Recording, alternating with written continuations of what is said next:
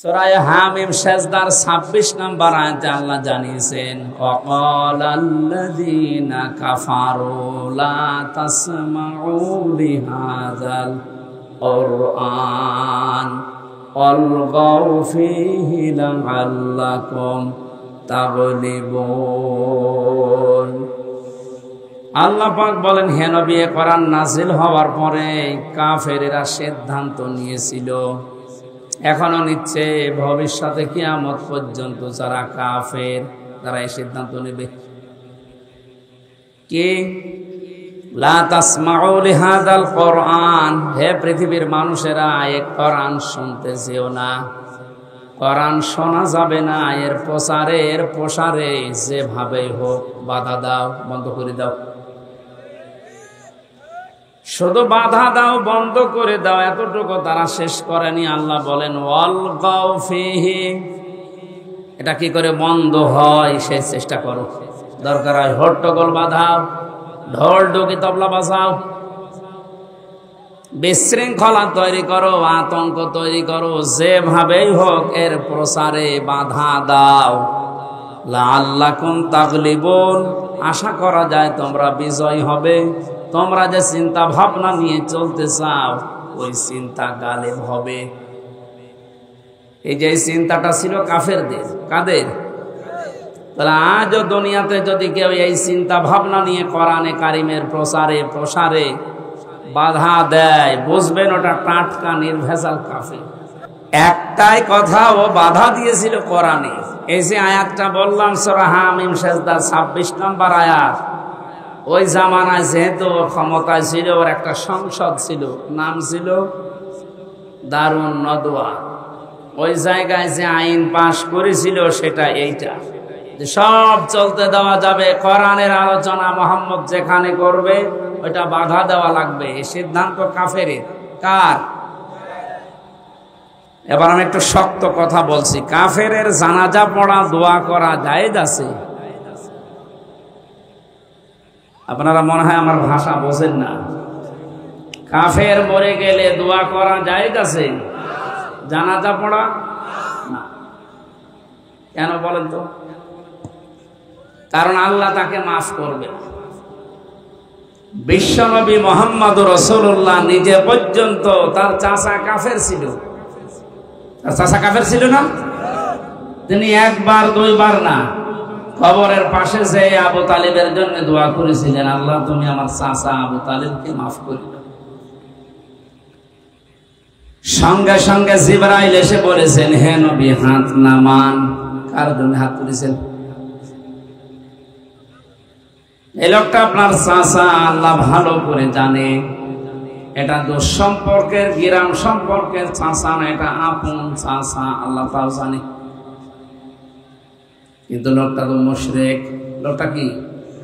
আরো জোরে বলে। সে আল্লাহ একজন আছে বিশ্বাস করত, কাবা ঘর আল্লাহর ঘর এইটাও বিশ্বাস করত, কিন্তু আল্লাহর বিধানের সাথে আল্লাহর শক্তির সাথেও শিরিক করত। ও মারা যাওয়ার সময় আপনি বারবার ওর কানের কাছে গিয়ে বলেছিলেন, চাচা ইয়া আম্মি আবি তালিব, লা ইলাহা ইল্লাল্লাহ হাজ্জুল লাকা ইনদাল্লাহি ইয়াউমাল কিয়ামাহ, রাহুল বুখারী। হে নবী, আপনি বারবার তাকে বলছিলেন চাচা, জোরে বলার দরকার নেই, শুধু কানের কাছে মুখটা নিয়ে আস্তে করে বলেন লা ইলাহা ইল্লাল্লাহ মুহাম্মাদুর রাসূলুল্লাহ বলা লাগবে না। শুধু আল্লাহর সাক্ষীটা আপনি দেন, রিসালাতের সাক্ষী আপনাকে দেওয়া লাগবে না, ওটা আমি নিজে সাক্ষী দিয়ে দেব। আপনি যদি আল্লাহর সাক্ষীটা যদি দিতে পারেন, আমি নবী মুহাম্মদুর রাসূলুল্লাহ কিয়ামতের দিন আপনার জন্য ঝগড়া করে জান্নাতে পৌঁছে দেব। পাশে দাঁড়িয়েছিল আবু জাহেল আর আবু সুফিয়ান, ডাক দিয়ে বলছিলেন, তা পড়বা, সারা জীবন বাপ দাদার ধর্ম অনুসরণ করলে এখন ভাতিজার নতুন ধর্ম গ্রহণ করে তুমি পরিবর্তন হয়ে যাবা, মানুষ তোমাকে মারা যাওয়ার পরে কলঙ্ক দেবে, মানুষ তোমাকে কাপুরুষ বলবে, ভীরু বলবে, বদনাম ছড়িয়ে যাবে। নবীজি বারবার মুখের দিকে তাকিয়ে বলছিলেন, চাচা আপনি একটু বলেন না কেন, আমার কানের কাছে মুখটা নিয়ে বলেন, একবার বলেন। এই লোকটার শেষ কথা ছিল, মুহাম্মদ তোমাকে ভালোবাসি। পড়তে পারলাম না, কারণ আমি মারা যাওয়ার পরে মানুষ আমার বদনাম করবে যে আমি ভীরু ছিলাম, কাপুরুষ ছিলাম। মারা যাওয়ার আগে অন্তত বাপ দাদার ধর্মে চুন কালি দিয়ে আমি তোমার নতুন ধর্ম গ্রহণ করেছি। আমি পারলাম না, তোমার আমাকে ভালোবাসি ঠিক, কিন্তু তুমি আমারে মাফ করে দাও। ও লালমনিরহাটবাসী, কথাগুলো বিবেক দিয়ে কান দিয়ে শোনেন তো। মাফ করার মালিক নবীজি কে? নবীজির মন খারাপ হয়ে গেল, সঙ্গে সঙ্গে কোরআনে কারিমের আয়াত নিয়ে ফেরেশতা জিবরাইল এসেছে, ইন্নাকা লা তাহদি মান আহবাবতা ওয়ালাকিন্নাল্লাহা ইয়াহদি মান ইয়াশা ওয়া হুয়া আ'লামু বিল মুহতাদিন। সূরা কাসাস 20 নম্বর পারা 11 নম্বর পৃষ্ঠা 9 নম্বর লাইনের 156 নম্বর আয়াত। এটা তাফসিরে ইবনে কাসিরের ভেতরে পাবেন। আল্লাহ পাক বলেন, হে নবী আপনি মন খারাপ করেন কোন কারণে? হেদায়েত তো আপনার হাতে আমি দেইনি যে যাকে ভালোবাসেন, যাকে মনে করেন, ইচ্ছা করেন তারই দিয়ে দেবেন। এটা আমি আল্লাহ নিজের হাতে রেখেছি। আমি জানি হেদায়েত কারে দেওয়া লাগবে। এই লোকটা আপনার চাচা, আমি তো দেখতে পাচ্ছি। আপনি বারবার চেষ্টা করলেন, কিন্তু লোকটা তো মন নেই হেদায়েত নেওয়ার। এই জন্য আমি আল্লাহ ওকে হেদায়েত দেইনি, কারণ আমি আল্লাহ মানুষের মনের দিকে তাকিয়ে আছি, ওর মনটা কোন দিকে। এত কিছুর পর আপনি যখন ওর কবরের পাশে দাঁড়িয়ে হাত তুলেছেন, আমি বাধ্য হয়েছি ফেরেশতা জিবরাইলকে দিয়ে আপনার হাত নামিয়ে দিতে। রামপুর বিভাগের মানুষেরা একটু ভাবেন যে নবী কোনদিন হাত তোলা লাগে নাই, মনের ভেতরে কামনা আসলে দোয়া কবুল হয়ে যেত। উনি যদি দুনিয়া থেকে এক পা তুলতেন, সঙ্গে সঙ্গে আরশে পৌঁছে যেত। আকাশের দিকে তাকিয়ে শুধু আঙ্গুলে ভাবে ইশারা দিয়েছিলেন, চাঁদ পর্যন্ত 2 টুকরা হয়ে গেছে। জীবিত অবস্থায় যদি বলেছেন হ্যাঁ, তামাম দুনিয়ার মানুষের জন্য এটা হালাল হয়ে গেছে। যদি বলেছেন না, তামাম দুনিয়ার মানুষের জন্য এটা হারাম। কত বড় পাওয়ার ছিল বলেন তো তার। এই মানুষটা নিজের চাচা মুশরিক, এজন্য আল্লাহ দোয়া ফেরত দিচ্ছে, কবুল হচ্ছে না। অথচ আমাদের এই দেশে টাটকা কাফের মুশরিক মরে যায়, আর আমরা দোয়া করে গরু জবাই করে ওরে জান্নাতে দিয়ে আসি। মনে হয় যে কন্ট্রাক্টরে নিয়েছে। জান্নাত তো হুজুরের বাবার নাকি? এই পুরাটা একেবারে ধোঁকাবাজি ছাড়া কিচ্ছু না। কাফেরের জন্য, মুশরিকের জন্য দোয়া করা দূরের কথা, ওর কবরের পাশে দাঁড়ানো যায়। এটা তো আমি বানালাম, বলছেন না। সূরা তাওবা 10 নম্বর পারা 19 নম্বর পৃষ্ঠা। কিচ্ছু লাগবে না, আপনি এখানে ভালো করে বসে আমাদের তাকিয়ে থাকেন তো, কিচ্ছু লাগবে। 1 ঘন্টা একেবারে এইভাবে স্টপ হয়ে থাকে।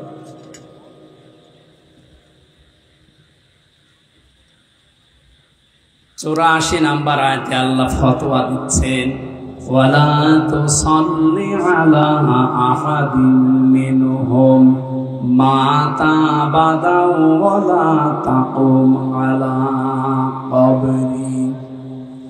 হে নবী, এই লোকটার জন্য আপনি দোয়া করবেন না। আমি আল্লাহ আজকে রায় দিয়ে দিলাম, ওর কবরের পাশে আপনি দাঁড়াবেন না। লালমনিরহাটবাসী, কথাটা শক্ত, আল্লাহ শক্ত ভাবে ফতোয়া দিয়েছেন, এই জন্য একটু শক্ত লাগছে। কাফেরের জন্য জানাজা পড়া, দোয়া করাও জায়েজ নেই।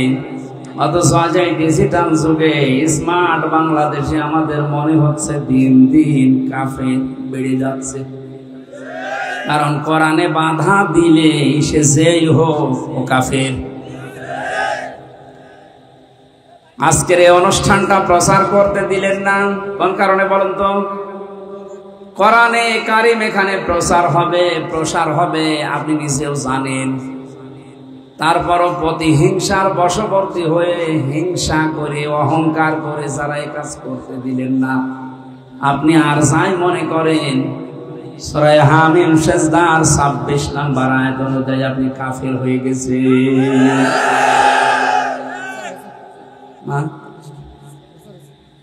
প্রচার হয়েছে।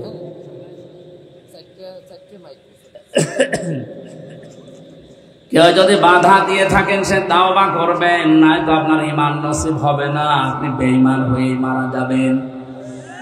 দ্বিতীয় নম্বর, কোরআনে কারীম এই পৃথিবীতে নাযিল হওয়ার পরে আজকের দিন পর্যন্ত কোরআন শুনতে এসেছে অনেকেই, বিশ্বাস করেছে কোরআনে কারীম আল্লাহর কিতাব, কিন্তু যখনই দেখে যে না এগুলো আমাদের প্র্যাকটিক্যাল লাইফের সাথে মিলে না, এগুলো আমাদের জীবন চরিত্রের সাথে মিলছে না, ওই মানুষগুলো তখন আস্তে করে পেছন দিক থেকে কেটে পড়ে। আল্লাহর ভাষা এরা টাটকা মুনাফিক। এটা আমার এলাকায় নেই না, আপনি আন্দাজে বলেন। কেউ যদি চলে না যায় আপনি মুনাফিক বলতে পারেন। এখন দেখেন যেটা উঠে চলে যাবে ওইটা কি না, তাহলে প্রয়োজন থাকলে যাওয়া দরকার আছে। وَإِذَا قِيلَ لَهُمْ تَعَالَوْا إِلَى مَا أَنزَلَ اللَّهُ وَإِلَى الرَّسُولِ رَأَيْتَ الْمُنَافِقِينَ يَصُدُّونَ عَنكَ صُدُودًا। সূরা নিসা 5 নম্বর পারার 7 নম্বর পৃষ্ঠার প্রথম নম্বর লাইনের 61 নম্বর আয়াত। এটা ফি জিলালিল কোরআনে আছে। নবী হে,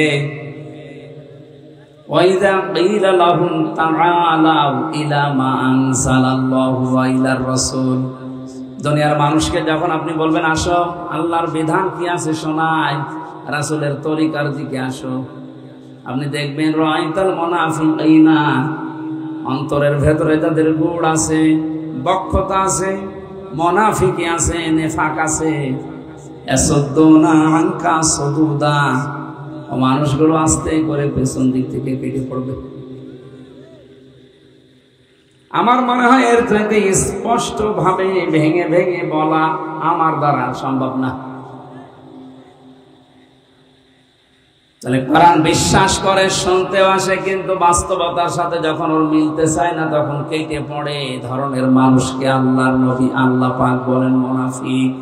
আর মুনাফিকেরও জানাজা দোয়া করা জায়েজ নেই। এটা সূরা তাওবার সূরা 80 নম্বর আয়াতটা আব্দুল্লাহ ইবনে উবাই সম্পর্কে নাযিল হওয়া দলিল। 3 নম্বরে আল্লাহ পাক বলেন কোরআন নাযিল হওয়ার পর থেকে কিয়ামত পর্যন্ত শুনবে 3 নম্বরে তারা হচ্ছে মুমিন। তারা কি? ইন্নামাল মুমিনুনা আল্লাযীনা ইযা যুকিরাল্লাহু ওয়াজিলাত কুলুবুহুম। হে নবী, এই দুনিয়াতে মুমিন তো তারা যাদের সামনে আল্লাহর নাম উচ্চারণ হলে তাদের অন্তরাত্মা কেঁপে ওঠে। ইয়াদের তাফসীর করতে গিয়ে তাফসীরে কোরআন বিল কোরআন আমি দেখেছি বাইজাবের ভেতরে আছে।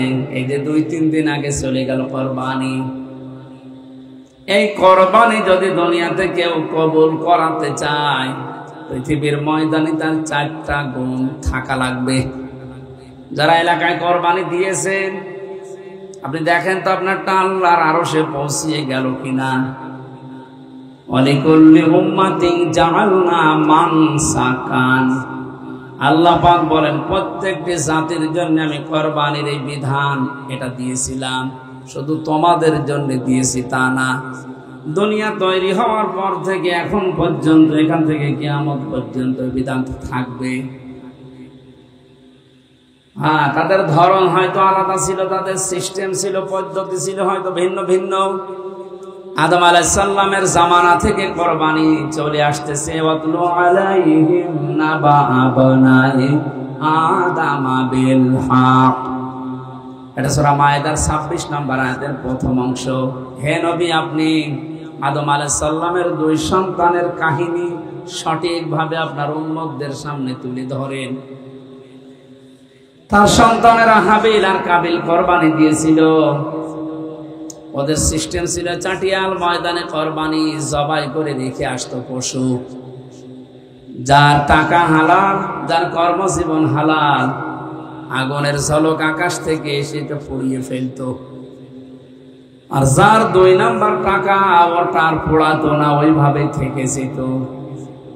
এবার বলেন তো এই আয়াত অনুযায়ী যেটা মাসলা বের হয়, এই শরীয়ত যদি এখন উম্মতি মুহাম্মদী আমাদের উপরে থাকতো, বাংলাদেশে কত কোরবানি পড়ে থাকতো বলেন? আমার তো মনে হয় 100 জনের 95 জনেরটা পড়ে থাকতো।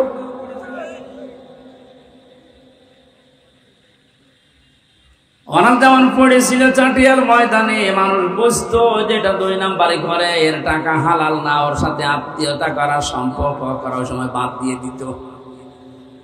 আল্লাহ আমাদের বাঁচিয়েছে যে ওই শরীয়তটা আমাদের উপরে নেই। ইব্রাহিম আলাইহিস সালামের পর থেকে যে পশু কোরবানি করার যে নিয়ম, এটা চলে আসছে।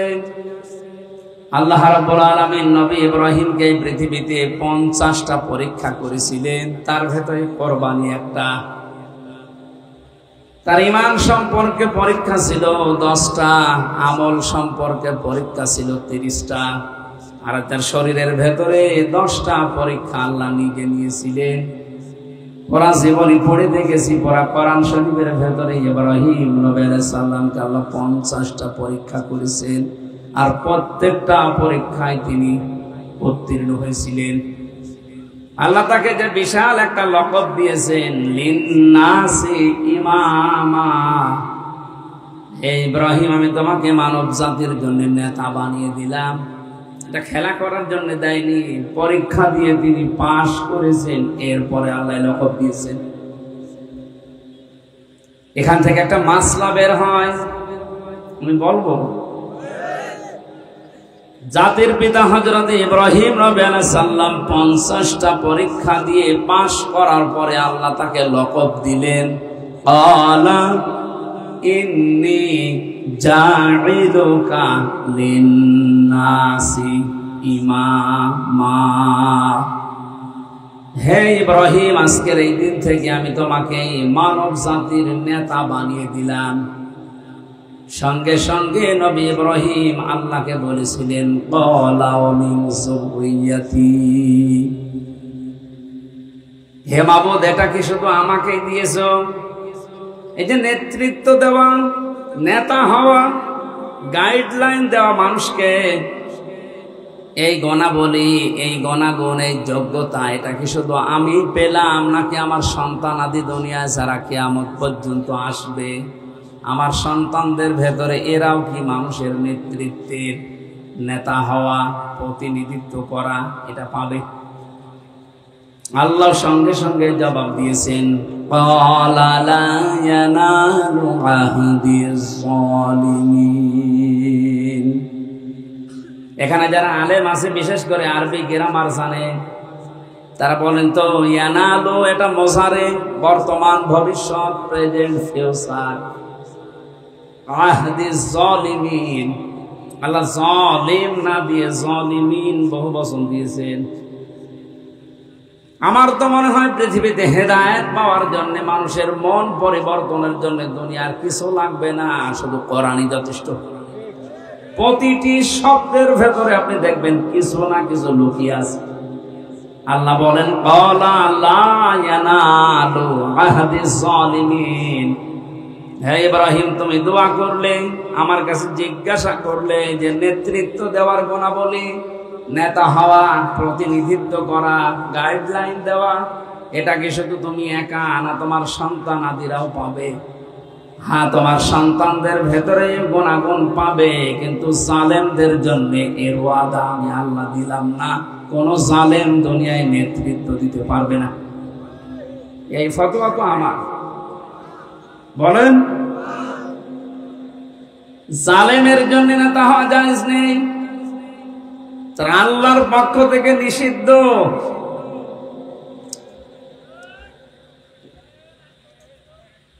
অথচ তাম পৃথিবীর দিকে তাকালে একটা বিষয় আমরা ক্লিয়ার, এখন তাম দুনিয়ার দিকে তাকান, বড় বড় জালেম সারা দুনিয়াতে তারা আজ বড় নেতা হয়ে বসে আছে। এটা ফিলিস্তিনে পাখির মতো মানুষ হত্যা করছে জালেমেরা, ওরাই দুনিয়ার বড় নেতা।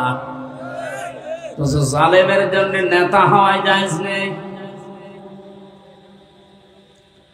ইব্রাহিম নবী আলাইহিস সালাম আমাদের জাতির পিতা, উনি থেকে শুরু করেছে এই যে কুরবানি চলছে, চলবে কিয়ামত পর্যন্ত এই পশুর মাধ্যমে। আল্লাহ রাব্বুল আলামিন জানিয়েছেন, এটা সূরা হজের 34, 35, 36 নাম্বার আয়াতগুলোতে আছে, আল্লাযীনা ইযা যুকিরাল্লাহু ওয়াজিলাত কুলুবুহুম ওয়াস-সাবিরিনা আলা মা আসাবাহুম ওয়াল মুকিমিস সালাতি ওয়া মিম্মা রাযাকনাহুম ইউনফিকুন। একটু খেয়াল করে মিলান তো আপনার পেছনেরটা।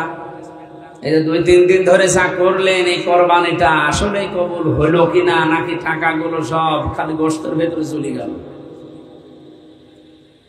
এক নম্বরে যাদের সামনে আল্লাহর নাম, আল্লাহর আয়াতের কথা, আল্লাহর বাণী উচ্চারণ করলেই তারা ভয়ে কেঁপে ওঠে, না জানি এগুলো আমার জীবনে আছে কিনা, আমি তো এগুলো মানতেও পারি না। তখন ওরা ভয় পায়, অন্তরের ভেতরে কাঁপ ধরে। এই গুণ আজ আমাদের ভেতরে নেই। আর আল্লাহর আয়াত শুনলে অনেকের বিদ্যা আরো বাড়ে। তার মানে আল্লাহর কথা শুনলে যারা ভয় পায় না, তাদের কোরবানি কবুল হয়নি। আমার ভাষা বোঝেন তো? 2 নম্বরে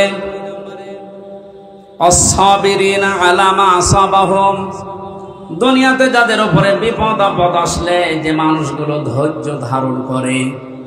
আয়াতের তাফসিরে আমি যত মুফাসসিরের কওল মিলিয়েছি, সব মুফাসসির আয়াতের ব্যাপারে একমত। পৃথিবীতে ইসলামের উপরে চলতে গিয়ে যার উপরে যত বড় বড় বিপদ আসবে, ওই লোকটা যদি সঠিকভাবে ধৈর্য ধারণ করতে পারে, ওর জীবনের কোরবানি, ওর যে ত্যাগ তিতিক্ষা যা করেছে ইসলামের জন্য, যত কষ্ট সহ্য করেছে, ওইগুলো সব তাড়াতাড়ি আল্লাহর দরবারে কবুল হবে। এবার আপনি মিলান, আপনার হচ্ছে কিনা। আপনি কি করেছেন ইসলামের জন্য? কয়দিন কষ্ট করেছেন ইসলামের জন্য? কয়দিন আপনি আতঙ্কে থেকে ইসলামের জন্য?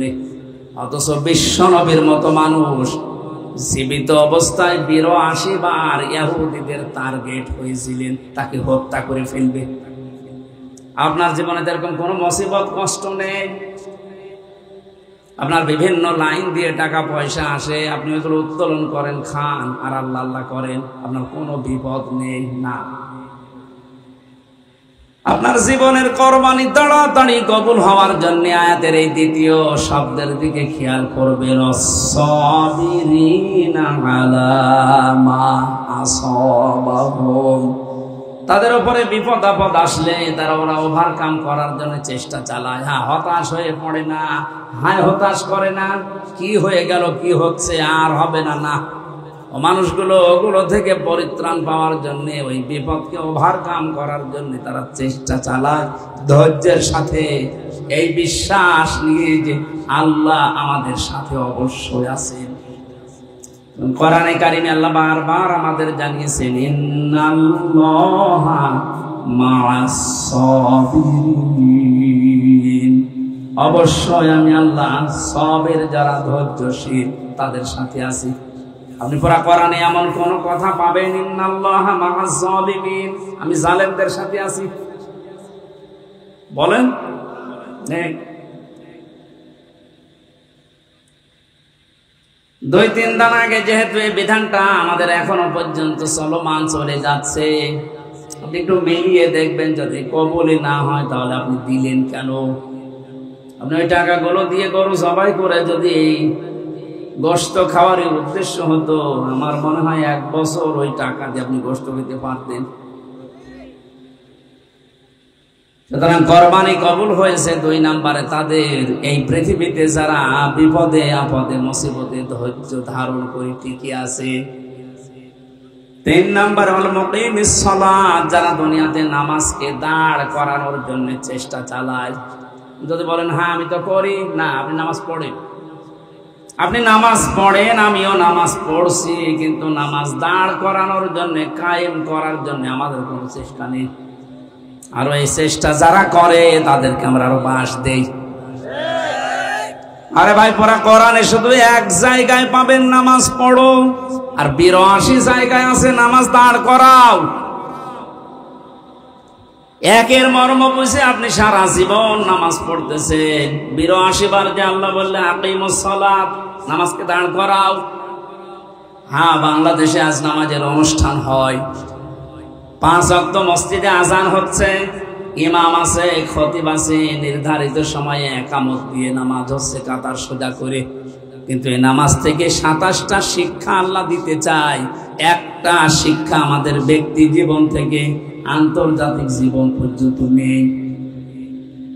শুধু কাতার সোজা করো ইমাম যখন বলেন, 16 সাল থেকে পর্যন্ত 3 বছর বাদ দিয়ে আমি যতবার কাবায় গেছি, মসজিদে নববীতে গেছি, ওই দেশের নিয়মই প্রথমে কাতার সোজা করো, আরবিতে এটা বলে। ইমাম সাহেব আগে তাকিয়ে বলে আগে কাতার সোজা করো। ওই সময় 16 সালেও বুঝি নাই, 17, 18, 19, 20 চলে গেল, আমার বুঝে আসে নাই। বাকি 3 বছর তো জেলে ছিলাম, এখন বুঝেছি যে এটা কেন বারবার বলা লাগে। ইমাম যখন বারবার ঘোষণা দেয় যে আপনারা কাতার সোজা করেন, কাতার সোজা করেন, আমি যতটা বুঝি এই শব্দের দ্বারা, সত্যি যদি মানুষ এখান থেকে শিক্ষা নিত যে কাতার আমাদের সোজা করা লাগবে। এই কাতারের ভেতরে আমাদের রাজনৈতিক মতপার্থক্য থাকতে পারে, এক একজনের এক একটা আদর্শ আছে, কিন্তু এখানে আল্লাহর একটা বিধান পালন করা হবে, সেটা সেজদা। সেটা কি বলেন বলেন? এখানে একটা বিধান মাত্র পালন করব, তাই আমরা সব এক হয়ে গেছি। এখানে আওয়ামী লীগ, বিএনপি, জাতীয় পার্টি, জামাত, জাসদ, বাসদ নেই, সব এখন আমরা এক। আপনি আজ পর্যন্ত শুনেছেন নামাজের কাতারে দাঁড়িয়ে কোন বিএনপি বলেছে ওই আওয়ামী লীগ চলে যা পেছনে বলেছে? আপনি ওখানে আল্লাহর একটা বিধান পালন করবেন, এক হয়ে গেলেন সব। 15 বছর মামলা চলছে আপনার সাথে, যার সেই লোকটা আপনার পাশে দাঁড়িয়েছে, আপনি তাকে বের করে দেন না। কি নিলেন এই কাতার থেকে? এটা যদি সত্যি আপনি পরিবার, সমাজ, রাষ্ট্রে নিয়ে যেতে পারতেন, এই দেশে আমার মনে হয় কোনোদিন কোনো মানুষ অত্যাচারিত হতো না। কারণ নামাজের একটা কাতার থেকে শিক্ষা নিয়েছি যে এখানে আল্লাহর একটা বিধান পালন করবো, শুধু সবাই মিলে সেজদা দেব।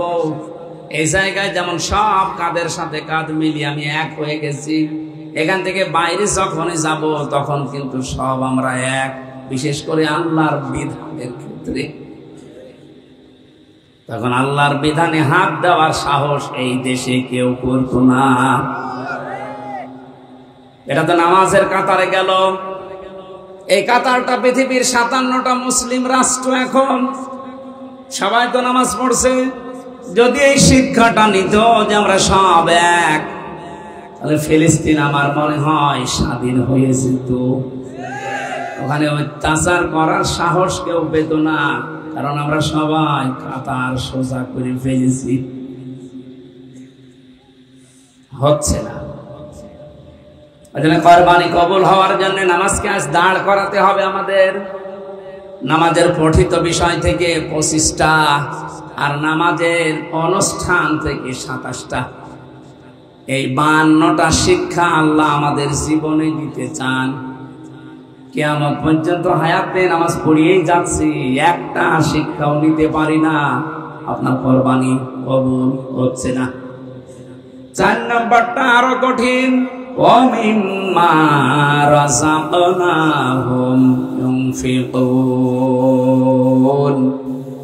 আল্লাহ পাক বলেন, হে নবী, দুনিয়াতে যার যতটুকু সামর্থ্য আছে, ওই টাকা পয়সা বলেন, অর্থ সম্পদ বলেন, তার মেধা, যোগ্যতা, তার ক্ষমতা, তার প্রভাব প্রতিপত্তি, যার যতটুকু আছে সে যেন আল্লাহর জন্য, মানবতার জন্য ব্যয় করে। আপনার কতটুকু ব্যয় হচ্ছে? আপনার যোগ্যতা, আপনার মেধা, আপনার ক্ষমতা বলেন। আপনি তো কোরবানি করে আসলেন 2.5 লাখ টাকা দিয়ে, আপনার ক্ষমতাটা কতটুকু মানবতার জন্য, আল্লাহর বিধানের জন্য আপনি ব্যয় করতে পারছেন? আপনি নিজেকে প্রশ্ন করেন। এখানে মিম্মা রাযাকনাহুম ইনফিকুর, রাযাকা মানে শুধুমাত্র ক্ষীর না, শুধুমাত্র রুটি না, খাবার না, ভাত না, যে যেখানে আছে জীবন চালাতে যা লাগে ওইটাই তার রিজিক। চেয়ারম্যানের রিজিক হচ্ছে তার এই ইউনিয়নের ক্ষমতাটা, ওসি সাহেবের রিজিক তার থানায় যে পাওয়ার যে চেয়ারটা আছে ওইটা, প্রধানমন্ত্রীর ক্ষমতা সারা বাংলাদেশের 18 কোটি মানুষের উপরে যেটা, এইটা। যে যেখানে আছি আমার এই রিজিক যেন আল্লাহর জন্য, মানবতার জন্য ব্যয় হয়। আর ভাই কারো উপরে জিজ্ঞাসা করে রাগ ঝাল না করে নিজের সাথে মিলালেই তো পারেন। এই 4টা গুণ যাদের ভেতরে পাওয়া যাবে তাদের কোরবানি আল্লাহ বলেন কবুল হয়ে গেছে। অবাশিরিল মুখবিতিন, এর আগের শব্দ। হে নবী, আপনি যে মানুষগুলো বিনয়ী, মুখবিত যারা, এদেরকে আপনি সুসংবাদ দেন যে তাদের জীবনের ত্যাগ তিতিক্ষা কোরবানি আল্লাহ কবুল করে নিয়েছে। আল্লাহ আজটা আমাদের বাস্তব জীবনে মেনে চলার তৌফিক দাও, বলেন আমিন।